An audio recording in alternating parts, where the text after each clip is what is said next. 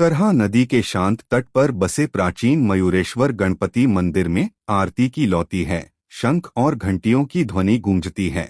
इसी पवित्र वातावरण में एक दिन एक छोटी सी महाराष्ट्रियन कन्या कौतूहल भरी आंखों से गणपति बाप्पा की मूर्ति को देखती है और धीरे से पूछती है, ब्राह्मण देव, ये मयूरेश्वर गणपति यहाँ कैसे प्रकट हुए? ब्राह्मण मुस्कुराकर कहता है, पुत्री, यह कथा सतयुग की है और यहीं से शुरू होती है एक अद्भुत लीलागाथा।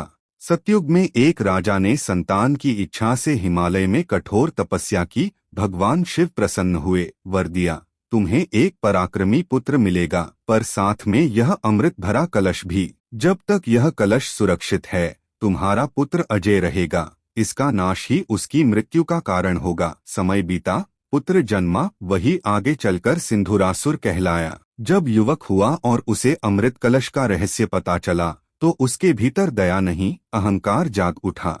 उसने वह दिव्य कलश छीनकर अपने ही पेट में छुपा लिया और स्वयं को अमर समझते हुए राक्षसों की विशाल सेना बना ली। देवताओं पर आक्रमण हुआ, इंद्र स्वर्ग से निकाले गए, यज्ञ रुक गए, वेदों की ध्वनि मौन हो गई। ऋषिमुनि, स्त्रियां, बच्चे सब उसकी क्रूरता से कांपने लगे। भयभीत देवता ब्रह्मा, विष्णु और महादेव की शरण में पहुंचे। शिव ने कहा, अब इसका अंत केवल देवी पार्वती के तप से उत्पन्न पुत्र ही करेगा। तब पार्वती ने हिमालय से लेकर करहा नदी के तट तक चतुर्थी तिथि का घोर व्रत और तपस्या की। उसी पावन दिन उनके तेज से एक श्वेतवर्ण 6 भुजाओं वाला दिव्य बालक प्रकट हुआ। वही गणेश थे।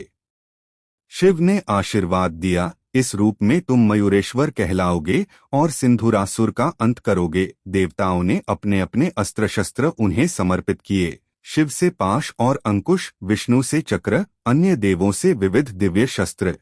पार्वती ने उन्हें एक अतुल्य दिव्य मयूर मोरवाहन के रूप में दिया।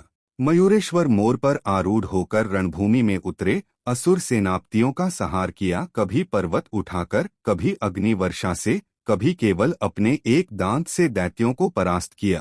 अंततः स्वयं सिंधुरासुर गर्व से बोला, मुझे कोई नहीं मार सकता। मेरे प्राणों का रहस्य किसी को पता नहीं। पर मयूरेश्वर सर्वज्ञ थे।